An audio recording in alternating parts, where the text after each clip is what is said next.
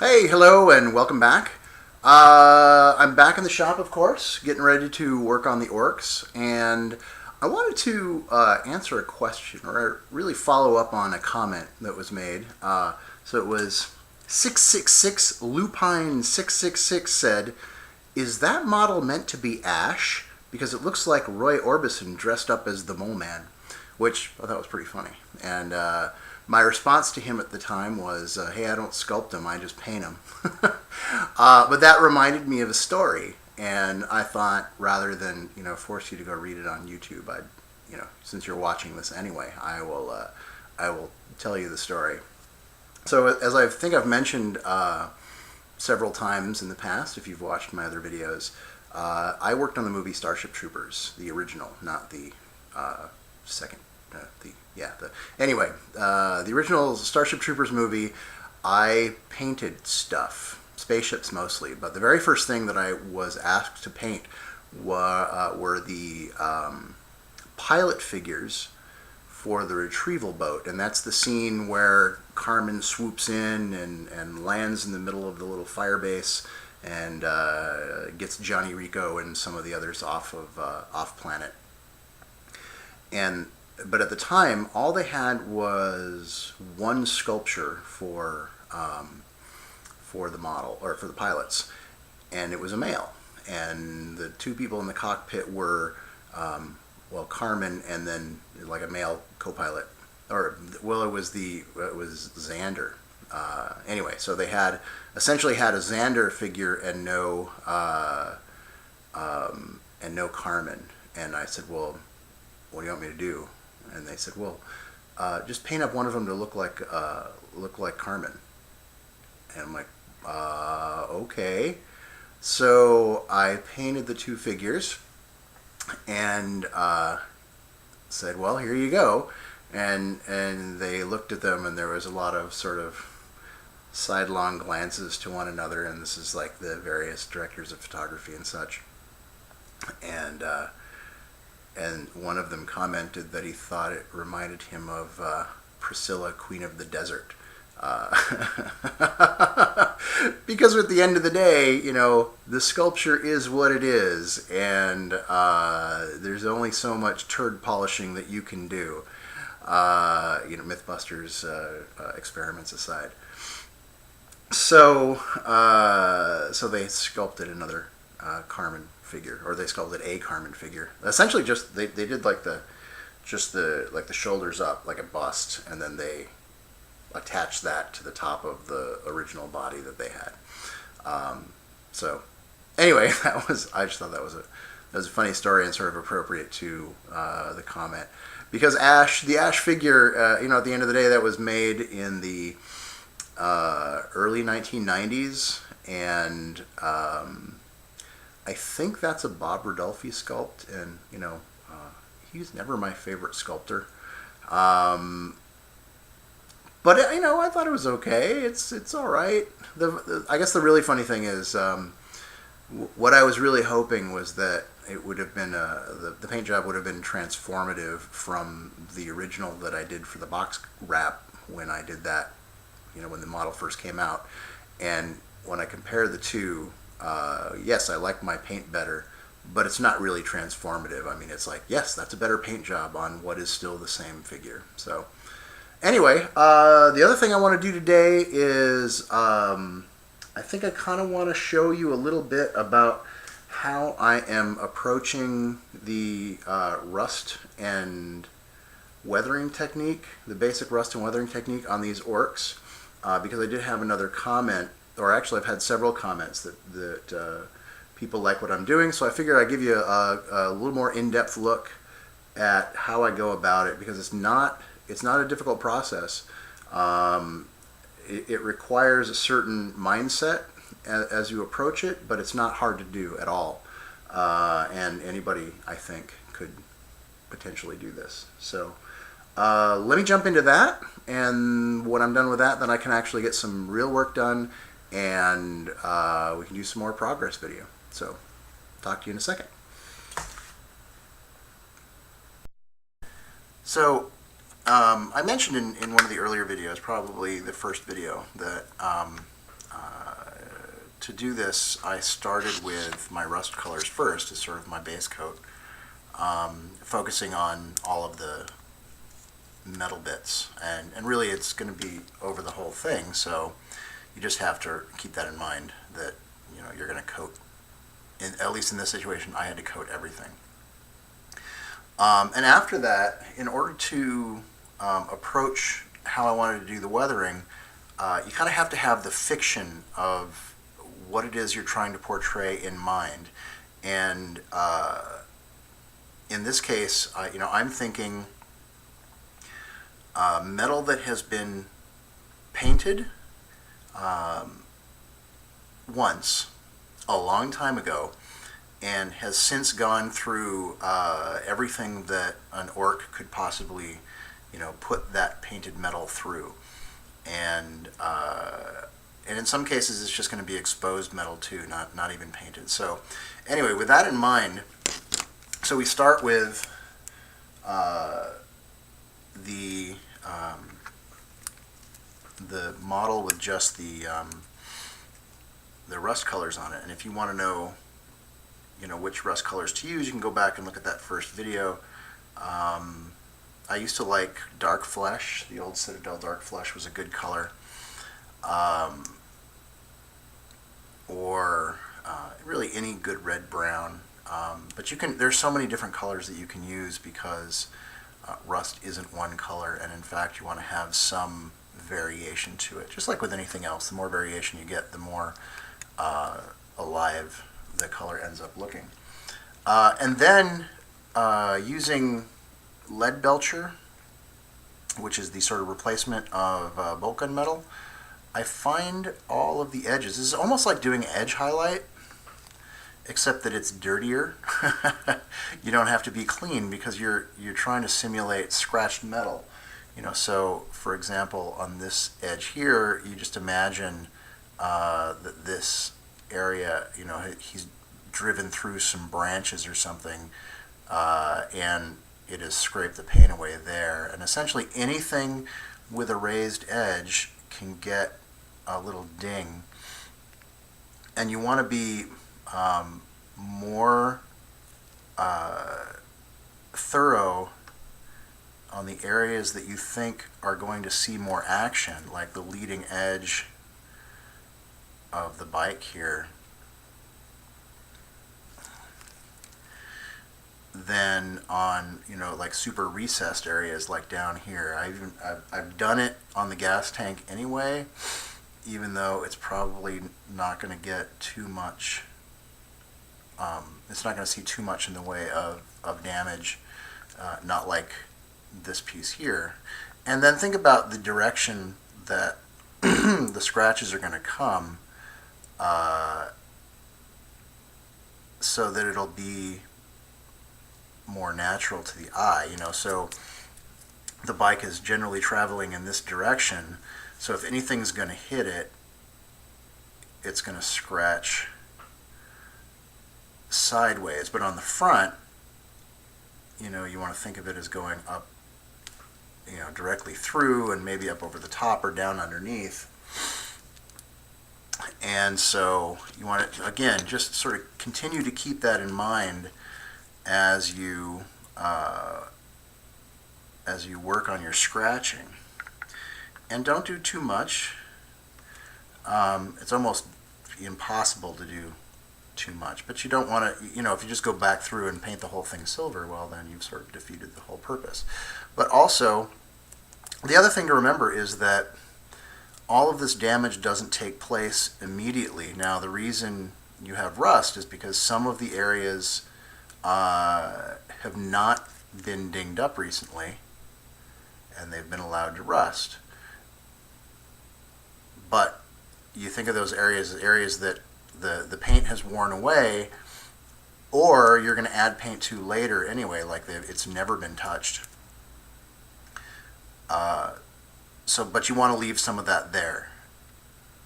And so then you just go around and touch all those edges and give them little scrapes.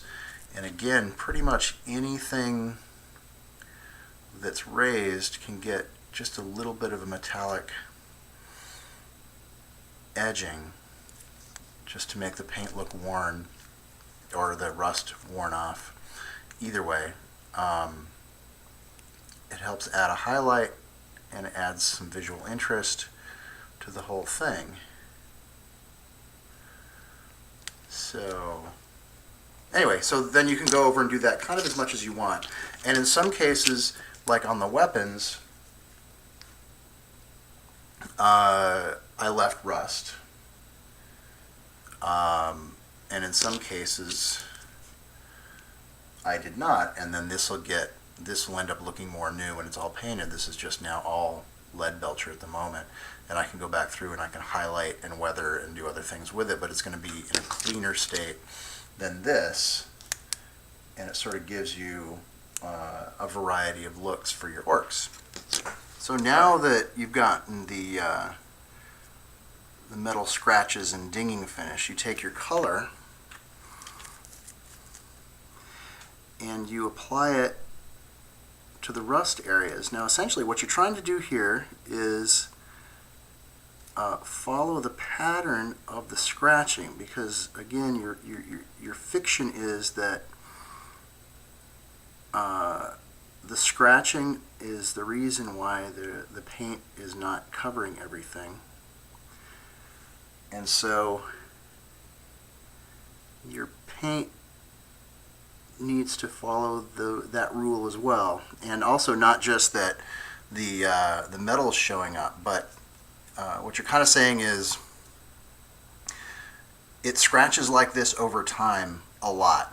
And so the paint has receded from that scratching. The paint or the metal was exposed and began to rust. And some areas aren't allowed to rust, or the rust has been knocked off through repeated scratching. So you have to have your metal, some rust showing, and then a little bit of paint where the scratching has not knocked it all off yet. And I'm using thinned Mephiston red, and I thinned it with what is essentially mixing medium, but is in reality Liquitex airbrush medium, but P3 mixing medium works just as well. And what that does is it allows me to sort of dab the paint on without worrying about it getting clumpy, because it'll lay down nice and smooth with the addition of the medium. And then once it dries, if it's not thick enough, I can go back and add some more. And so again, I'm applying the paint, I'm recessing it back from where the scratching happens. I'm leaving some rust in the areas, in pretty much all the areas. I'm leaving some rust, but essentially the central area of any of these metal parts is going to have some paint. And so like this, you know, when you think about this, it's going to have the most paint where it's the most well protected by these big spikes. But you also, I think later on, you know, I'm going to be adding some dirt and muck.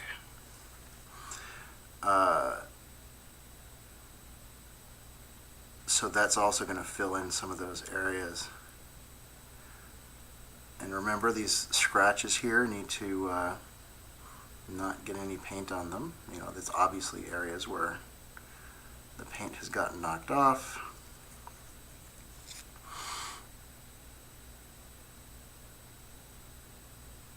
And this leading edge is probably going to have the least amount of paint on it, because you've got to imagine this thing is just crashing through absolutely everything. So the fact that there's any paint left on it at all is kind of a wonder. And again, you can kind of concentrate on those areas that are the most sort of sheltered.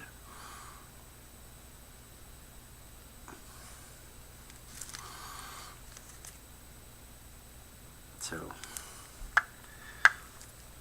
I'm just going to go through and do the whole bike, and when I'm done, it'll look something like this. and there will be, you'll have some paint, and you'll have rust, kind of a rust line, and then metal. And because I'm kind of dabbing the paint in, the paint itself takes on a scratched and not entirely smooth appearance, which is exactly what I want. And it looks exactly like I'm looking for, which is that paint's been knocked off, rust is allowed to happen. Some rust isn't happening because the scratching continues to occur. And I gotta tell you, I don't miss, especially when I'm doing things like this, I don't miss bolt gun metal at all. I think lead belcher works much better. And if you want to come back and you want to really highlight edges that you think are just like practically polished smooth from the amount of damage that keeps happening to them, you can come back with like a brighter silver, mithril silver, or oh gosh, I can't remember what the new silver is called anymore. I'm still stuck on the old ones. Anyway, yeah, you can come back and hit those edges again, and create another highlight, and it'll look great. But I've got to get to work. I've got a lot of these things to do, and just 2 days this week to work on them. So let me get to that, and I'll show you a progress report in a little while. So I got a bunch of work done. I did all the base red. I did all of the flesh tone, the basic flesh tone, and then I did the base color for all of the bone and horn. So like these big skulls up here and the kind of tusks that some of them have. The ork flesh I'm using is wog flesh, which is the part of the new Citadel line. This base bone color is Steel Legion Drab. And what else? I think I've covered everything else so far. And no, that's not correct. I went through and darkened up some of the rust, specifically the exhaust. If you've ever seen an exhaust pipe, in addition to being rusty, it also tends to get black, or at least sort of has a black mix to the rust.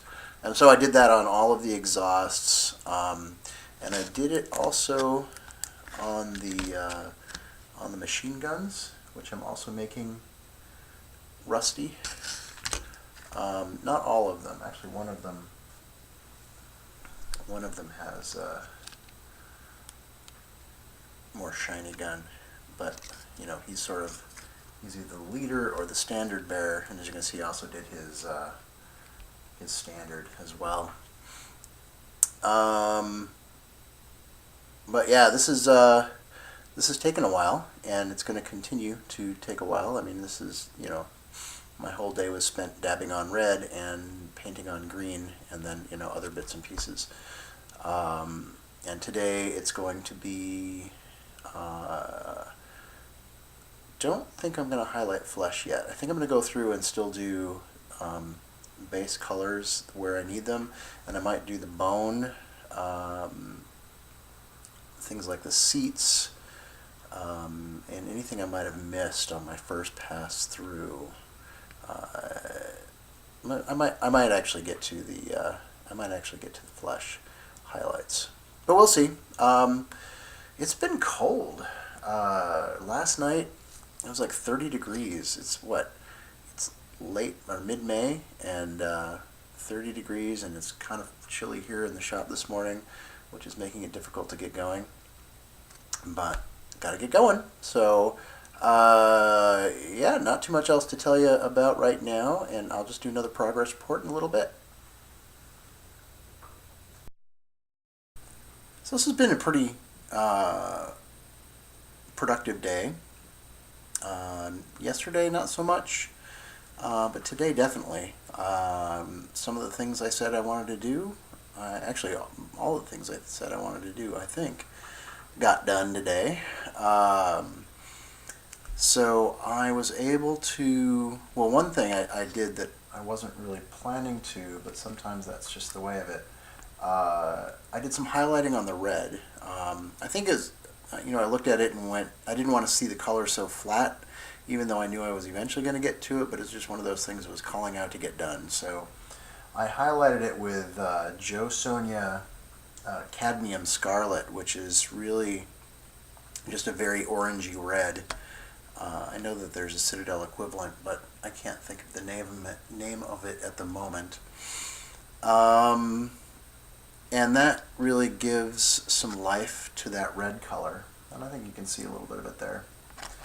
And I did all the flesh tone, and then I did flesh tone highlight, and then I did flesh tone wash. And so the highlight is the War Boss green, and I use Athonian Camo shade as the wash. And the reason I do that is because I like the green-brown of Athonian Camo shade more than making them the super green of Bealtan green. So yeah, so I stuck with that. And what else? Yeah, I got all the basic flesh done. Oh yeah, I went through and not only did I get the base of the bone color done, I also did 2 highlights and a shade on that as well. So you can see the sort of toothiness there. I like it. I think that turned out quite well. I did go back through and touch up some stuff. And what else? Oh, I was kind of experimenting with a wash for the tires. The tires are going to get a fairly heavy coating of kind of a light brown wash to simulate the dirt and grime build up inside of there.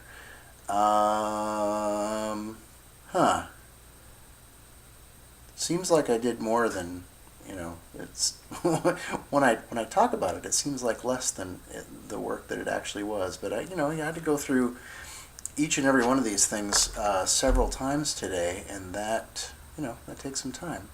So although at the end of the day now it seems like not so much. I guess if you look at the way they were before and then look at them now, it does, I guess, look like a lot of work. But since I don't have the benefit yet of looking at the video and going from where it was to where it is, it's seeming like less work than I did. And I think that's going to wrap it up for now. I still have, I'm sure, several more sessions with these guys before they're going to be done, but it is coming along a little bit faster than I thought. I gotta say that I know I was a little bit down on these guys at the beginning, and I wasn't really happy with the build quality, but I think they're going to look pretty kick-ass when they're done. I'm very excited about where they are now, and usually at this point in a project I'm not all that excited. The midpoint is usually the worst part, where you're the least pleased with how everything's coming together, and that's not the case at all here. I'm actually really jazzed about these guys, and maybe it's just because all the metalwork is kind of exactly what I was looking for, and so I'm very happy with the results there. And that's probably it. I mean, I guess that's close enough to how it's going to look when it's done that I can see the end of the road. So yeah, I'm excited. These are going to be cool. And that's it. So as I said, that's going to be it for today. I'm going to go edit this video together, and so I can put it up. And, well, of course, I will have already done that by the time you're seeing this, obviously. So I guess I'm just rambling, and with that, I'm going to go. And, hey, thanks for watching. And if you haven't yet, be sure to subscribe. And, hey, did you like the video? If you did, be sure to like the video. Appreciate it. And that's it. I'll talk to y'all later.